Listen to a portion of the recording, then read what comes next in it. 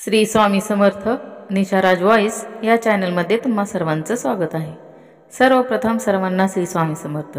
स्वामी समर्थ महाराजांच्या कृपेमुळे तुमच्या सगळ्या चांगल्या इच्छा पूर्ण होवो अशी स्वामीचरणी प्रार्थना करते आणि आजच्या व्हिडिओला सुरुवात करते। तर आज आपण श्री महालक्ष्मीची कथा ऐकणार आहोत आणि व्रताचे नियम आणि पूजेची मांडणी। तर चला मग सुरू करूया। श्री लक्ष्मीची कृपा आपल्याला लाभावी, तिने आपल्या घरी सतत वास करावा, आपला संसार सुखासमाधानाने चालावा म्हणून अनेक भाविक श्री लक्ष्मी देवीचे व्रत करतात। त्यांना उत्तम फळ मिळते। व्रताची सुरुवात मार्गशीर्ष मासातील पहिल्या गुरुवारी करून शेवटच्या गुरुवारी उद्यापन करावे असे सांगितले आहे। जर मार्गशीर्ष मासी जमले नाही तर कोणत्याही महिन्यातील पहिल्या गुरुवारपासून व्रत सुरू करावे व शेवटच्या गुरुवारी सांगता करावी। काही भाविक दर महिन्यास व्रत करण्याचे ठरवून सतत 1 वर्ष हे व्रत चालू ठेवतात। या श्री लक्ष्मी व्रताचे नियम, पूजा विधी कहाणी आपण ऐकणार आहोत। आता व्रताचे नियम। व्रत करणाऱ्याने गुरुवारी सकाळी लवकर उठावे, स्नान करावे व निर्मळ अंतकरणाने पूजा विधी करावा। दिवसभर उपवास करावा, रात्री भोजन करावे। या दिवशी काही आकस्मिक अडचण असेल तर दुसऱ्यांकडून पूजा करून घ्यावी, आरती करून घ्यावी। आपण उपवास करावा। एकादशी, शिवरात्र या अन्य उपवासाच्या दिवशी गुरुवारी फक्त पूजा आरती करावी, कहाणी वाचावी, ऐकावी। व्रत पूजा कहाणी ऐकण्यास शेजारी पाजारींना बोलवावे। सायंकाळी गायीची पूजा करावी, गोग्रास द्यावा। उद्यापनाच्या दिवशी नेहमीप्रमाणे पूजा आरती व कहाणी वाचन झाल्यानंतर 7 सुवासिनींना अथवा 7 कुमारिकांना हळद कुंकू देऊन 1 फळ आणि 1 व्रत कथेची 1 प्रत द्यावी। शक्य असल्यास ब्राह्मणाला शिदा द्या, वस्त्राने दक्षिणा देऊन त्यांना नमस्कार करावा। नंतरच आपण भोजन करावे। गुरुवारी संध्याकाळी पूजा आरती झाल्यानंतर सर्वांना प्रसाद द्यावा। कोणत्याही महिन्याच्या पहिल्या गुरुवारपासून ह्या व्रतास सुरुवात करून ते अखंड वर्षभर शेवटी उद्यापन करावे। यश समीपच आहे। पूजेची मांडणी आता पाहणार आहोत आपण। घरातील पूजेची जागा स्वच्छ करून तेथे पाट किंवा चौरंग ठेवावा। त्यावर कोरे कापड अंथरून त्यावर गव्हाची किंवा तांदळाची रास घालावी। त्यावर तांब्याचा कलश ठेवावा। त्यात दुर्वा, पैसा, सुपारी घालावी। कलशावर विड्याची 5 पाने घालावीत किंवा आंब्याची डाळे ठेवून वर नारळ ठेवावा। पाटावर किंवा चौरंगावर श्री लक्ष्मी देवीचा फोटो ठेवावा। लक्ष्मीची मूर्ती असेल तर फोटो न ठेवता मूर्ती ठेवावी। त्यासमोर विडा, खोबरे, खारीक, बदाम, इतर फळे, खडीसाखर किंवा गूळ ठेवावा। शेजारी गणपती म्हणून सुपारी मांडावी। पूजेची मांडणी पूर्ण झाल्यावर यथासांग पूजा करावी। पूजा संपल्यावर आरती करावी व सर्वांना प्रसाद द्यावा। रात्री श्री लक्ष्मीला मिष्टानाचा नैवेद्य दाखवावा। नंतर भोजन करावे। शुक्रवारी सकाळी लवकर उठून पूजा विसर्जन करावे। कलशातील पाणी तुळशीत ओतावे। तुळशीला हळदी कुंकू वाहून नमस्कार करावा। श्री लक्ष्मी देवीने पद्मपुराणात सांगितले आहे की जो माझे व्रत नित्यनेमाने करेल तो सदैव सुखी राहील। त्या वचनावर विश्वास ठेवा। आता आपण श्री महालक्ष्मीची कहाणी ऐकणार आहोत। श्री महालक्ष्मी नमः। ध्यानी घ्यावी श्री लक्ष्मी देवीची कहाणी। द्वापार युगातील सौराष्ट्र देशाची मोहिनी 8 पाट नगर होतं। तिथे एक राजा होता। राजाचं नाव होतं भद्रश्राव। तो शूर होता, दयाळू होता, प्रजादक्ष होता, देवब्राह्मणांना साधू संतांना सुखवीत होता। राजाच्या राणीचं नाव होतं सुरचंद्रिका। ती रूपानं सुंदर होती पण स्वभावानं गर्विष्ठ होती। मागच्या जन्मी ती होती एका वैश्याची बायको। नवऱ्याचं तिचं भांडण होई घरी वैतागली, गेली निघून रानात। तिथं पाहिलं सुवासिनींना, त्या करीत होत्या लक्ष्मी व्रत। तिनं पाहिलं व त्यांच्याबरोबरच तसं व्रत केलं। दुःख गेली, दारिद्र्य संपलं, परिस्थिती सुधारली। देवीची भक्ती करीत होती। पुढे गेली ती मरून। पुढचा जन्म स्त्रीचाच आला। पुढे भाग्य उजळलं। भद्रश्राव राजाशी लग्न झालं। ऐश्वर्य हाती आलं। गर्वानं फुगली, गरिबांना विसरली, तोऱ्या ताठानं बोलू लागली, दास दासीवर खेचकू लागली। एकदा काय झालं, देवीच्या मनी आलं राणीला भेटावं, मागची आठवण द्यावी, ती ओळखते का पाहावं। राणी राजवाड्यात मजेत राहत होती। राजा तिचं कौतुक करी। त्या दोघांना 7 मुलगे झाले। 1 मुलगी झाली। मुलीचं नाव होतं शांबाला। एके दिवशी अचानक देवीने म्हातारीचं सोंग घेतलं। फाटकं वस्त्र ल्याली, हाती काठी घेतली, आधाराला हळूहळू पावलं टाकीत आली आणि राणीला भेटायला वाड्याशी आली। अन आरोळी दिली. आहे का कुणी घरी, घालील का कुणी घास? दासी आली बाहेर. म्हातारी दिसली समोर. तिने विचारलं, कोण ग तू? कुठून आलीस? काय काम काढलंस? तुझं नाव काय? गाव काय? काय हवं आहे तुला? म्हातारी सांगू लागली हळू आवाजातच. तशात खोकलाही ये मधून मधून. म्हातारी म्हणाली, माझं नाव कमलाबाई, द्वारकेहून आले इथे. राणीला भेटायचे. कुठे आहे या राजाची राणी? दासी म्हणाली, राणीसाहेब आहेत महलात. मैत्रिणींशी गप्पा मारतायत. त्यांना सांगितलं तर मलाच रागवतील. तुला कशा भेटणार त्या? तुझा अवतार पाहून तुझ्यावरच खेक असतील, उनदुन बोलतील. मैत्रिणीही तुला हसतील. तू इथे बस आडोशाला. थोडा वेळ. मैत्रिणी गेल्या की सांगते मी त्यांना. म्हातारीला राग आला. तीही संतापली. तुझी राणी पैशावर भाळली, माणुसकी विसरली. मागच्या जन्मी होती दारिद्री, आज झाली राणी, पण ती माझ्यामुळेच. मीच तिला देवीचं व्रत सांगितलं, तिनं ते केलं. आता देवीच्या कृपेने राणी पदावर बसली, पण देवीची आठवण नाही तिला. तिला आता संपत्तीचा गर्व झालाय. डोळ्यावर पैशाची धुंदी आली. गोरगरिबांना कशाला विचारेल ती? थोड्या मोठ्यांच्या मुली मैत्रीण झाल्या. म्हातारी गरीब भिकारीन, तिला कोण विचारते? ही राणी लक्ष्मीवत विसरून गेली. घेतला वसा टाकून दिला. उतली मातली, पण याचं फळ तिला भोगावेच लागेल. नंतरच डोळे उघडतील तिचे. जाते मी परत. दासीने म्हातारीला पाणी दिलं, हात जोडले. म्हणाली, मला सांगाल ते व्रत? मी ते करील नाही मान. उतणार नाही, मातणार नाही, घेतला वसा सोडणार नाही, दिलेला शब्द विसरणार नाही, मोडणार नाही.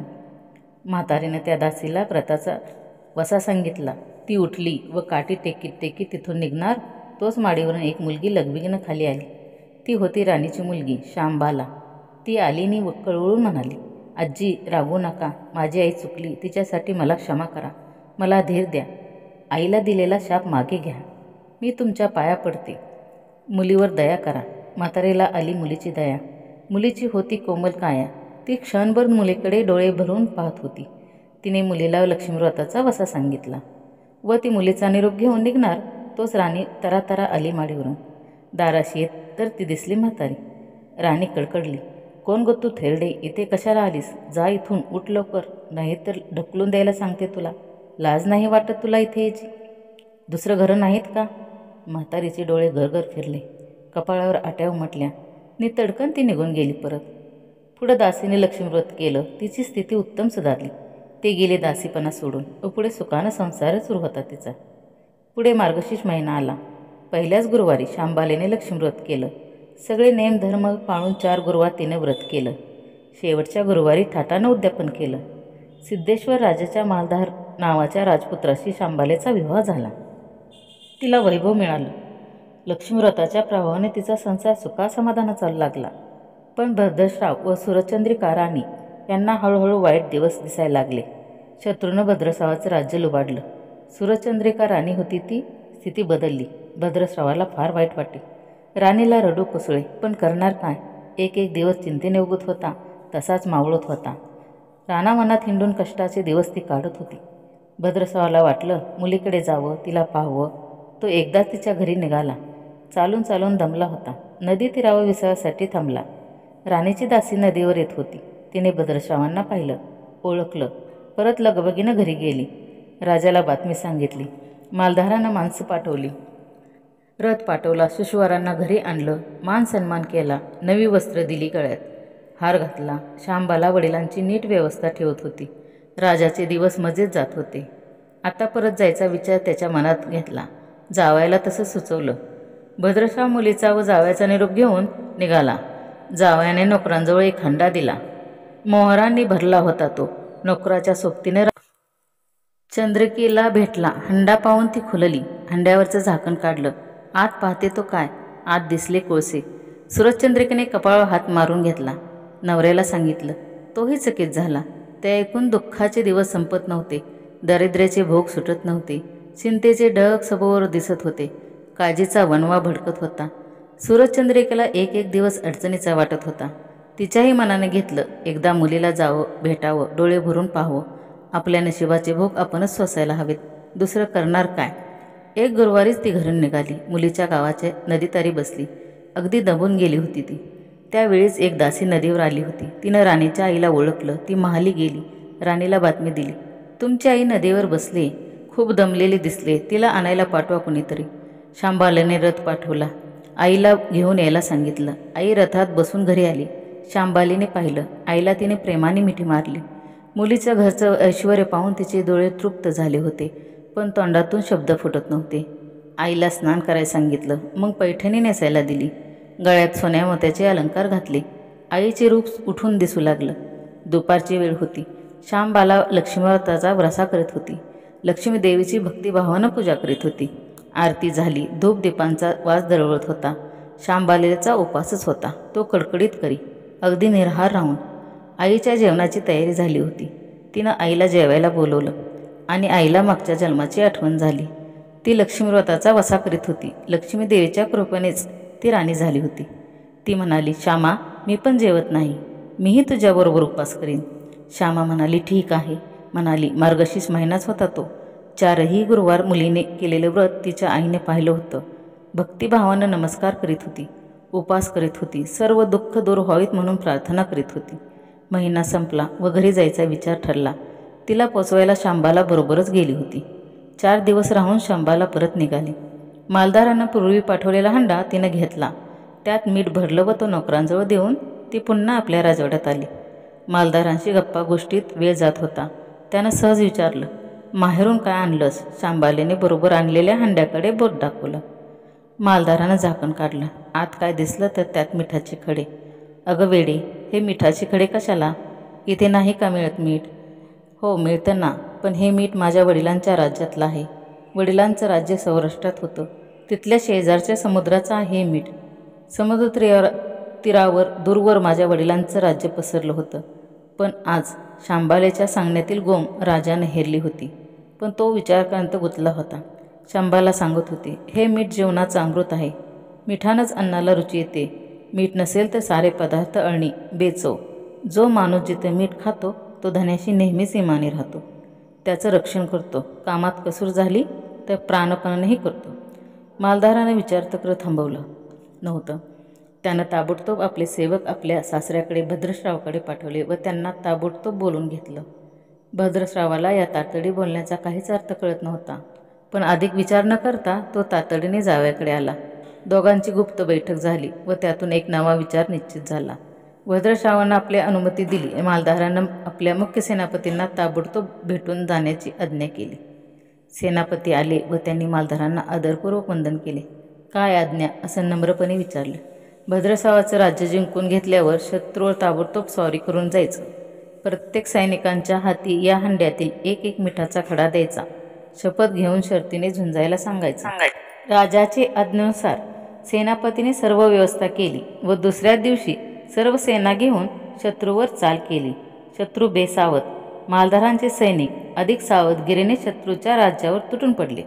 घणाघाताती लढाई सुरू झाली, पण मालधारांच्या सैनिकांचा पवित्रा शत्रूला अडवताच येत नव्हता. शत्रूचे सैनिक जमिनीवर कोसळत होते. मालधाराचे सैनिक पराकष्टेने पुढे सरसावत होते. युद्धाचं तांडव अखंड चालू होतं. सूर्य पश्चिमेकडे सरकत होता. थोड्याच वेळात अंधार पसरणार होता. मालधाराचे सैनिक अधिक ईर्षेने पुढचं पाऊल पुढे खेचत होते आणि शेवटी मालधाराच्या सैन्यानं शत्रूचा पुरा फडशा पाडला होता. मालधाराच्या सैन्यानं अपूर्व विजय मिळवला. भद्रश्रावाचं राज्य पुन्हा मिळवलं. मालधाराला व शांबालेला ही आनंदाची वार्ता सेनापतीने ताबडतोब कळवली. मागे राहिलेल्या सैनिकांनी त्या शत्रूच्या राज्यातील मुख्य खजिना लुटला. अफाट संपत्ती त्यांना मिळाली होती. ती पोत्यात भरून मालधाराकडे आणली. त्यात सोन्याच्या मोहरा होत्या, अनेक नाणी होती, कित्येक शस्त्रांचा साठाही होता. मालधारानं भद्रश्रावाला चंद्रिका राणीला घेऊन यायला सांगितलं. ती आल्यावर घरात आनंदाला उधाण आलं होतं. तो होता गुरुवारचा दिवस. शांबालेने लक्ष्मीव्रताची पूजा केली, आरती केली. धूप दीपांचा सुगंध दरवळत होता. तिनं व तिच्या आईने उपवास केला होता. रात्री देवीची आरती झाली. देवीला नैवेद्य झाला व सर्वांचं मिष्टानाचं जेवण झालं. मार्गशीर्ष महिन्यातील हा शेवटचा गुरुवार, लक्ष्मीव्रताचा शेवटचा दिवस. या मंगल मुहूर्तावर मालधारानं भद्रश्रावाचं राज्य त्यांच्या स्वाधीन केलं व या व्रताची खरी सांगता झाली. राजा राणी परत आपल्या सौराष्ट्रात आली. सूर्यचंद्रिकेने पुन्हा लक्ष्मीव्रताचा वसा घेतला व तो अजन्म पाळला. घरची स्थिती पुन्हा पूर्वीप्रमाणे सुधारली होती. राजाने 7 मुलगे कुठेतरी दूरदेशी गेले होते, तेही अचानक आले. त्यांना पाहून आईवडिलांना जो आनंद झाला त्याचं वर्णन शब्दात सांगणं अगदी अशक्यच आहे. श्रीलक्ष्मीच्या देवीचा व्रताचा हा अपूर्व अनुभव राजा राणीने पुढे सतत घेतला. त्यांचे जीवन निश्चित झालं होतं. दुःखाचं वादळ पूर्ण थांबलं होतं. सुखाचे वारे सर्वांनाच सुखवीत होते. अशी ही साठा उत्तराची कहाणी सर्वांनी वाचावी व ऐकावी. लक्ष्मीच्या कृपेने त्यांचं घर सदैव फुलावं अशी पाचा उत्तरात सुपूल संपूर्ण करून सर्वांनी देवीला वंदन करावं ही प्रार्थना. जय माता लक्ष्मी.